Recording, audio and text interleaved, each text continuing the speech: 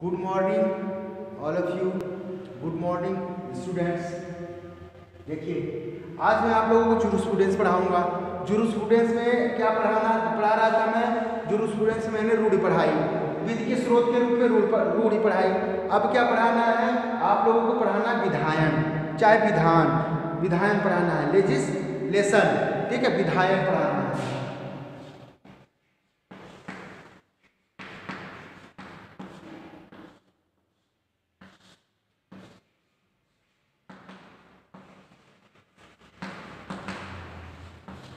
Jurisprudence में आप लोगों को लेजिस्लेशन पढ़ाना है, लेजिस्लेशन, विधायन, ठीक है। अब क्या है विधायन क्या होती है, ठीक। तो जैसा विधायन लेजिस्लेशन सबसे ही स्पष्ट हो रहा है। क्या स्पष्ट हो रहा है कि जो कानून बनाया गया हो, ठीक है। देखिए तो क्या होता है विधायन? अंग्रेजी भाषा में अभिव्यक्त शब्द, अभिविभक्त शब्द क्या है? लेजिस्लेशन, अर्थात लेजिस तथा लेसियो से बना है। लेजिस तथा लेसियो से बना है।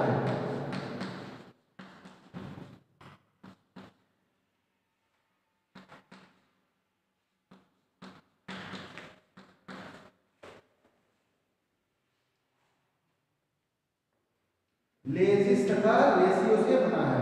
कौन? ये विधायन शब्द किससे बना? लेजिस तथा लेसियो से, लेजिस तथा लेसियो से, ठीक। लेजिस तथा लेसियो शब्द से बना है, ठीक। इसका क्या अर्थ होता है? तात्पर्य है, लेजिस का अर्थ है विधि, लेसियो का अर्थ है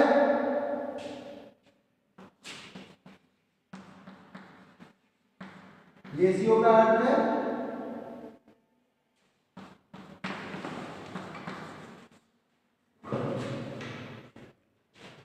लेसियो का अर्थ होता है निर्माण, ठीक है, निर्माण। अर्थात विधायन का क्या अर्थ होगा? विधि का निर्माण। विधायन का, लेजिस्लेशन का क्या शाब्दिक अर्थ होगा? विधि का निर्माण, विधि का निर्माण होता है।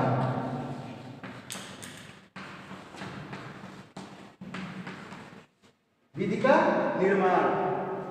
विधायन शब्द किससे बना है? लेजिस तथा लेसियो। तो लेजिस तथा लेसियो से बना है। लेजिस का मतलब होता है विधि, लेसियो का मतलब निर्माण। तो इसका विधायन का शाब्दिक, लेजिस्लेशन का शाब्दिक अर्थ क्या हुआ? विधि का निर्माण, विधि का निर्माण, ठीक। अब कुछ लोगों ने क्या कहा है? बाडमेर ने क्या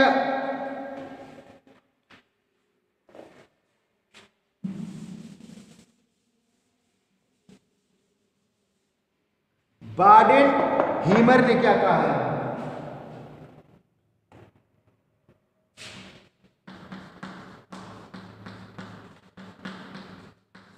बाडेन हीमर ने क्या परिभाषा दी है? किसकी? विधायन की, विधान की, ठीक। कहा है कि विधान का प्रयोग विधि निर्माण का उद्देश्य विधिक सिद्धांतों का निर्माण है, जो विधिक दस्तावेज के रूप में इंगित करता है। जो भी विधियां बनती हैं कैसे बनती हैं?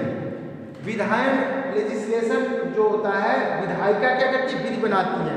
और वो विधियां क्या कैसे बनती हैं? संसद के दोनों सदनों द्वारा बनती हैं। भारत बता रहा हूँ, संसद के दोनों सदनों द्वारा बनती हैं। और क्या है वो बना के एक दस्तावेज के रूप में प्रस्तुत किया जाता है। जितनी भी विधियां हैं हमारे हाथ में क्या रहती है? एक दस्तावेज तो है। आईपीसी क्या है? एक दस्तावेज ही है जिसे हम पढ़ते हैं और हम जानते हैं कि विधियां, एक कानून क्या है, ठीक। ऐसे ही कोई जरूरी नहीं है कि संसद ही विधि बनाए। राष्ट्रपति द्वारा भी अध्यादेश जारी किया जाता है, वो विधि बनती है। कुछ जैसे कि कुछ और संस्थाएं भी अपने लिए अपनी विधियां बनाती हैं, ठीक है। तो अलग अलग चीजें हैं, ठीक, लेकिन विधि का निर्माण ऐसे ही होता है, ठीक। विधायन का आम अर्थ होता है विधि बनाना है, ठीक। यह किसी ऐसे प्राधिकारी द्वारा प्रख्यापित विधि का नियम है जिसको ऐसा करने की शक्ति प्राप्त है। मतलब जिसको नियम बनाने के लिए, कानून बनाने के लिए, विधायन बनाने के लिए जिसको ऐसी शक्ति दी गई है, उसके द्वारा जो भी नियम बनाया जाएगा वो विधि का रूप धारण करेगी, विधायन हो जाएगी, ठीक है, ठीक। सामान्य के अनुसार विधायन विधि के उस स्रोत को कहते हैं जो एक योग्य अधिकारी द्वारा वैधानिक नियमों के रूप में ऐलान किया जाता है। सामान्य ने क्या कहा है?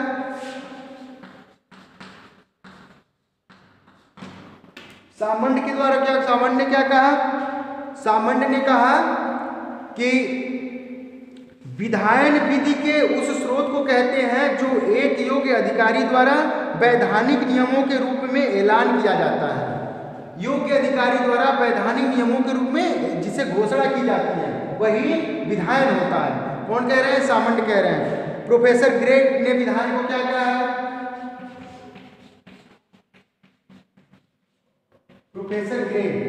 प्रोफेसर ग्रे ने क्या कहा है विधायन को? विधायन को कहा है समाज के वैधानिक अंगों का औपचारिक ऐलान बताया है। क्या बताया है?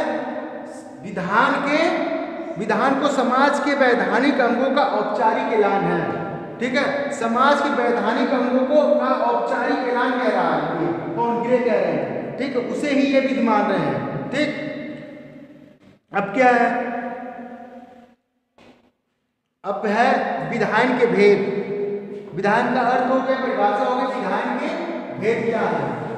विधायन दो प्रकार की होती है। विधान दो प्रकार के होते हैं।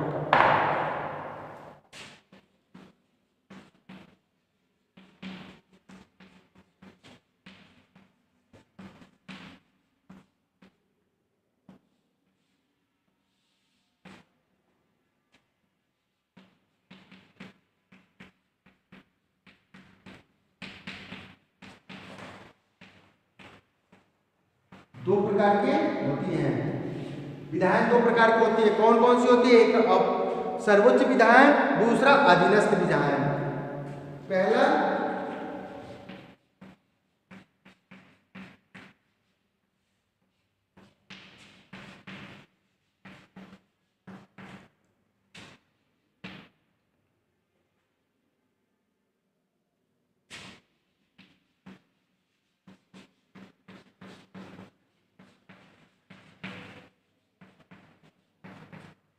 पहला क्या है?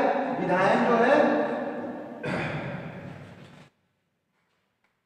दो प्रकार के विधायन होते हैं। इसके दो भेद है। विधायन के दो भेद है। कौन कौन सा? सर्वोच्च विधायन और अधीनस्थ विधायन। सर्वोच्च विधायन कौन होता है? अधीनस्थ विधायन कौन होता है? इसके बारे में आप लोगों को पढ़ना है। सर्वोच्च विधायन कौन है?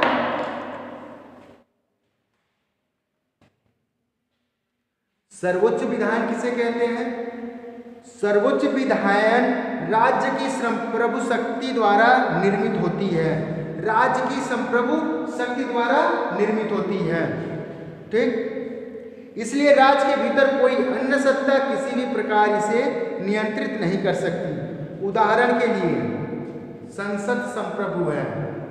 ब्रिटेन की संसद संप्रभु है। इसे केवल सर्वोच्च ही नहीं वरन विधिक रूप में से शक्तिशाली भी कहा जाता है। इसके द्वारा पारित विधि सर्वोच्च विधान है। देखो, जो सर्वोच्च विधान है वो देश की संप्रभु बनाती है। हमारे देश में संप्रभु क्या है? नहीं, संविधान है। ठीक है, तो हमारे देश में संविधान है। संविधान के अकॉर्डिंग सारी विधियां बनती हैं। संसद संप्रभु है, संसद ही विधियां बनाती है। ठीक, लेकिन संविधान के दायरे में रह के विधियां बनाती है। वो चाहे कुछ भी विधियां बना ले, संसद तो विधि बना ही देती है। लेकिन एक रेगुलेटरी संस्था सुप्रीम कोर्ट है। यदि कोई विधि बनती है तो सुप्रीम कोर्ट उस विधि का अवलोकन करती है। अवलोकन करने के बाद देखती है कि संविधान के प्रावधानों के अनुसार सही है कि नहीं है। लेकिन संसद संप्रभु है, विधि तो कुछ भी बना दे, लेकिन क्या है? संविधान सबसे सर्वोच्च है हमारे यहाँ। लेकिन ब्रिटेन की संसद संप्रभु है। यदि ब्रिटेन की संसद ने पास कर दिया कि ये लड़का नहीं ये लड़की है, ठीक है, तो वो लड़की ही समझा जाएगा, लड़का नहीं हो उसे कोई मानेगा। मतलब इतना शक्तिशाली है वो। ब्रिटेन की संसद इतनी शक्तिशाली है कि मतलब यदि किसी पुरुष को वो महिला कह देता है तो उसे कोई पुरुष नहीं कहेगा, महिला ही कहेगा। मतलब एक एग्जाम्पल है। वो कानून जो भी बना देती है वो एकदम संप्रभु होती है, एकदम मतलब लागू होना ही होना है। मतलब इसीलिए इंग्लैंड के संविधान को, इंग्लैंड की संसद को जननी कहा जाता है, सारे संसदों की जननी का, उसी को देखा सबने बनाया है संसद, ठीक है, सर्वोच्च विधायन है। वैसे भी हमने बहुत सी चीज़ें ब्रिटेन से ही लिए हैं, क्योंकि हम उसके कॉलोनी रहे हैं, तो स्वाभाविक है जिसकी कॉलोनी रहेगी, जिस पर तुम्हारा असर रहेगा उसका तुम पे असर पड़ेगा ही पड़ेगा, ठीक है। जिसके घर में रहोगे तो उसकी तो तुम्हें बात माननी ही पड़ेगी। तो हम लोग भी कॉलोनी रहे हैं, उसके क्या है, गुलाम रहे हैं, तो हम लोग पे ज़्यादा से ज़्यादा प्रभाव इंग्लैंड का ही रहा है, ठीक, हमारी विधियों पे भी और हम पे भी, ठीक। अब क्या है, अधीनस्थ विधान।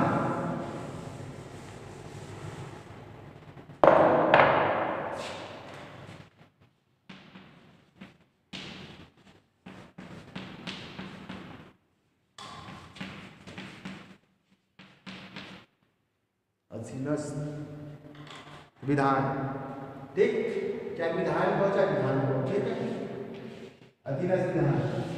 अब एक सर्वोच्च विधान में तो कोई शक नहीं है कि सर्वोच्च विधान वही है जो संप्रभु है, ठीक है। संप्रभु को इतनी शक्ति होती है कि वो जो भी विधि बनाएगा उसे मानने के लिए सब लोग बाध्य हो जाएंगे, ठीक। अधीनस्थ विधान है। अधीनस्थ विधान को क्या कहते हैं, ऐसे विधान का निर्माण प्रभुसत्तापूर्ण विधायिका के अलावा किसी अन्य प्राधिकारी द्वारा किया जा सकता है, और इसलिए अपनी कानूनी मान्यता या प्रमाण के लिए ऐसे विधान को सर्वोच्च वैधानिक प्राधिकारी पर निर्भर रहना पड़ता है। इस कारण परिवर्तन किसी दूसरे सर्वोच्च वैधानिक शक्ति पर आधारित होता है। मतलब क्या है, अधीनस्थ विधान कोई ऐसी संस्था है, संसद, मान लो संसद है, संसद विधि बनाने के लिए बहुत लोगों को देती है, ठीक है। जैसे संसद क्या करती है, एक वो बना देती है, कमेटी बना देती है कि विधि बनाइए, ठीक, तब वो संसद के पास जाती है। तो मतलब संसद क्या करती है, अधीनस्थ करती है, किसी को विधि बनाने के लिए अपने अंडर में अधीनस्थ करती है कि ले जाइए बनाइए। उसके बाद संसद के पटल पे आती है। जैसे क्या है, संविधान किसने बनाया, संसद ने थोड़ी बनाया था, कौन बनाया था, सदस्यों ने। भीमराव अम्बेडकर तो अध्यक्ष थे ना, तो बनाया सदस्यों ने मिलके, ठीक। उसके बाद वो संसद में रखी गई, ठीक। विधि तो कोई बनाएगा ना, तो किसी को हम मतलब अपने अंडर में किसी को हम देंगे ना। संप्रभु क्या करेगा, हर काम संप्रभु करे ऐसा तो संभव है नहीं, लेकिन कुछ चीजें को अधीनस्थ लोगों को दे दिया, बांट दिया जाता है काम। तो काम जैसे बांटा जाता है वैसे ही काम दे दिया गया। तो विधि बनाने का काम जिसको दिया गया काम करेगा, वो ले आके फिर संसद में चर्चा होगी। अब संसद का सदस्य ही तो बनाएगा, संसद थोड़ी बनाएगी। संसद तो बिल्डिंग है ना, सदस्य उसके बनाएंगे ना, उसमें से कोई बनाए, ठीक। तो अधीनस्थ विधान किसी को देना, ठीक है। अधीनस्थ विधान के मुख्य रूप निम्नलिखित हैं। कौन कौन से अधीनस्थ विधान के हैं, मतलब अधीनस्थ विधान जो है इसके कई रूप हैं। मतलब अधीनस्थ के अंतर्गत कई चीजें आती हैं, कितने लोग आते हैं, कितनी संस्था आती है, वो एक एक करके बताया गया है। उपनिवेशिक विधान,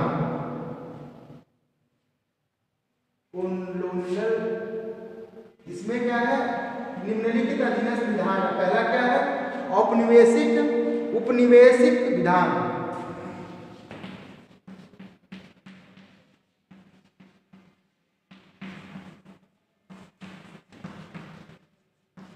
उपनिवेशिक विधान, उपनिवेशिक से खुद ही पता चल रहा है, कॉलोनियल, ठीक है। क्या पता चल रहा है, उपनिवेशिक मतलब जो कॉलोनी टाइप में रहे हों, उपनिवेश में रहे हों। तो ऐसा विधान कब बनेगा, ऐसे विधान कब है, यह वास्तव में ब्रिटिश उपनिवेशवाद की देन है। जो ब्रिटेन का सूरज कभी नहीं डूबता, ये सुने होंगे, कहीं ना कहीं सुने होंगे तुम कि ब्रिटेन का सूरज कभी नहीं डूबता।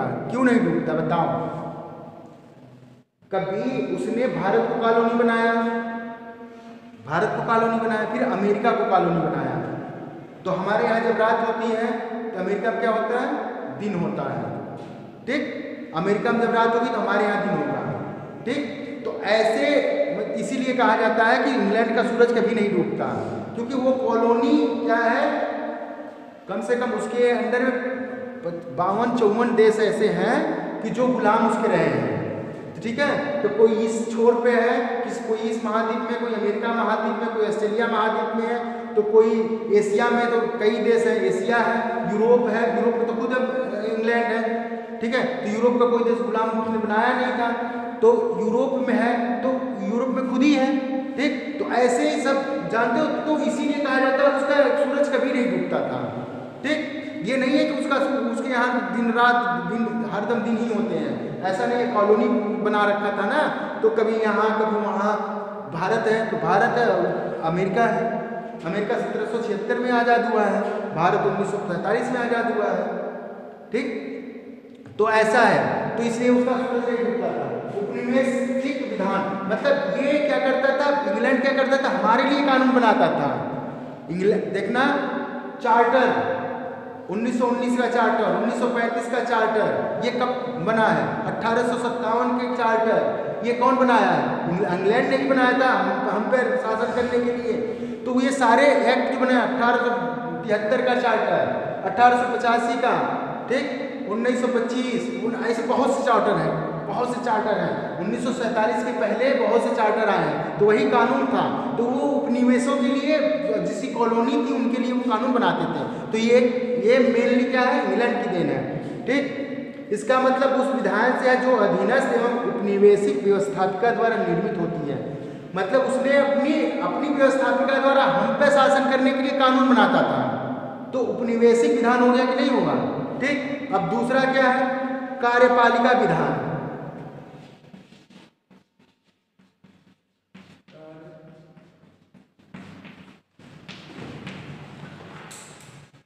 कार्यपालिका विधान से तात्पर्य ये है कि जो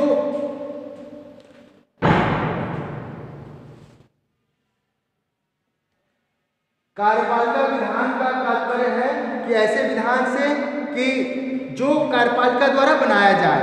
कभी कभी कार्यपालिका अपने अधीनस्थ विधायी शक्तियों का प्रयोग करती है। मतलब कार्यपालिका विधान से क्या तात्पर्य है, जो कार्यपालिका द्वारा बनाया जाए। तो भारत की कार्यपालिका शक्ति किसमें निहित है? संविधान पढ़े होंगे आप लोग, तो भारत की कार्यपालिका शक्ति हमारे राष्ट्रपति में निहित है, और स्टेट की कार्यपालिका शक्ति राज्यपाल में निहित है। तो 123 के अंतर्गत राष्ट्रपति कार्यपालिका कानून बना सकता है, वो कानून बनाता है। आर्टिकल 123 के अंतर्गत क्या है, ये राष्ट्रपति क्या करता है, कानून बना सकता है। जब संसद सत्र में ना हो तो वो राष्ट्रपति क्या करता है, कानून बनाता है 123 में, ठीक। और 213 में राज्यपाल राज्य के लिए कानून बनाता है। जब विधानमंडल भंग हो, संसद भंग हो, तो राष्ट्रपति बनाता है। और ऐसा जो कानून बनाया जाता है वो ऐसा ही प्रभाव रखेगी जैसे संसद ने बनाया हो या विधानसभा ने बनाया हो। तो कार्यपालिका का प्रमुख कौन होता है? राष्ट्रपति होता है भारत में, ठीक। कार्यपालिका विधायन, न्यायिक विधायन,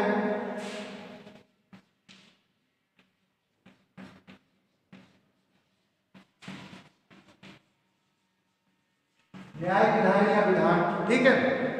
अब क्या है, न्यायिक विधान क्या होता है, ठीक। न्यायालयों द्वारा निर्मित विधि को न्यायिक विधान कहते हैं, ठीक। सर्वोच्च एवं उच्च न्यायालय को अपनी प्रक्रिया के लिए नियम बनाने की शक्ति प्राप्त है। देखो आर्टिकल 145 जब तुम पढ़ोगे तो क्या लिखा हुआ है कि उच्चतम न्यायालय को यह अधिकार है कि वो अपने से छोटे लोगों के लिए, जैसे अपने नीचे के कर्मचारियों के लिए क्या बना दे, कानून बनाती है, उनको रेगुलेट करने के लिए कानून बनाती है। तो ये क्या हो गया, न्यायिक विधान हो गया कि नहीं हो गया? तो न्यायपालिका भी अपने कर्मचारियों के लिए कानून बना सकती है, ठीक। उसे क्या कहते हैं, न्यायिक विधान कहते हैं, ठीक। अब क्या है, स्वायत्त विधान।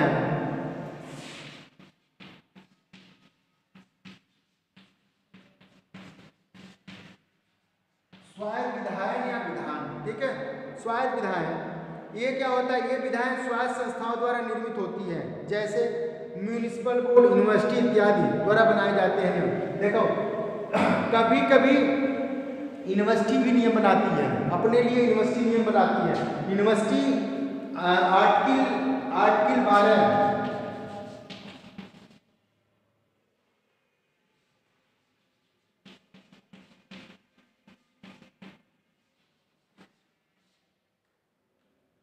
12 कॉन्स्टिट्यूशन में स्टेट की परिभाषा दी हुई है। अनुच्छेद 12 में क्या है, संविधान के अनुच्छेद 12 में स्टेट की परिभाषा दी गई है। तो स्टेट की परिभाषा के अंतर्गत यूनिवर्सिटी आती है, म्युनिसिपल बोर्ड भी आता है, ठीक। तो ऐसे म्युनिसिपल बोर्ड या यूनिवर्सिटीज जो स्टेट है, राज्य है, जो राज्य होते हैं वो क्या करते हैं, अपने लिए कानून बना सकते हैं। यूनिवर्सिटी अपने लिए कानून बनाती है, यूनिवर्सिटी अपने कर्मचारियों के लिए कानून बनाती है, अलग से सारे रूल्स रेगुलेशन बनते हैं। प्रत्येक यूनिवर्सिटी के पास ये अधिकार है।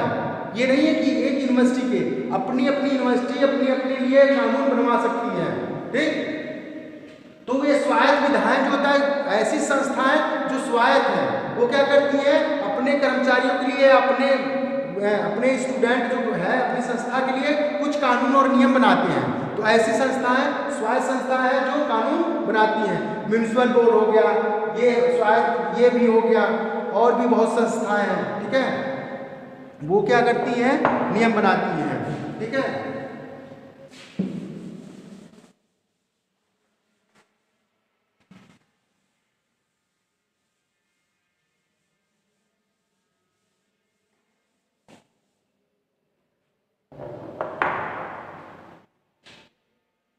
स्वायत्त विधायन दो प्रकार के होते हैं, प्राइवेट संस्थाओं के विधान और संविधि स्वायत्त विधान जो विधि होती है उसके लिए, ठीक है।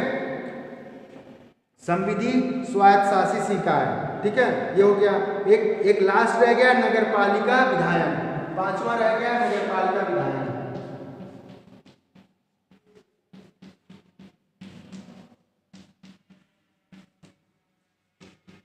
नगरपालिका विधायन, नगरपालिका विधायन क्या होता है, म्युनिसिपल लॉ। ये स्थानीय संस्थाओं द्वारा निर्मित होते हैं, जैसे नगरपालिका के बनाए गए विधान तथा नगर निगम द्वारा निर्मित विधान।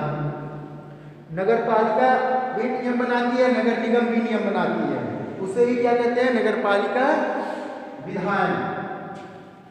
नगरपालिका एक स्वायत्त संस्था है आर्टिकल 12 के अंतर्गत, और वो अपने लिए, और नगरपालिका और नगर निगम अपने लिए और अपने जिले के लिए, जहाँ नगरपालिका है, नगरपालिका अधिनियम बना हुआ है, ठीक है। और जब 73वां 74वां संविधान संशोधन के अंतर्गत नगरपालिका को एक संवैधानिक संस्था बताया गया है, नगरपालिका को संविधान के द्वारा बनाया गया, केंद्रीय संविधान संशोधन द्वारा, ठीक है। वो नगरपालिका अपने लिए नियम बनाती है, कानून बनाती है, वो नगरपालिका विधान होता है, ठीक। ये अधिनियम विधान में आते हैं, ये लोग 5 लोग, ठीक है।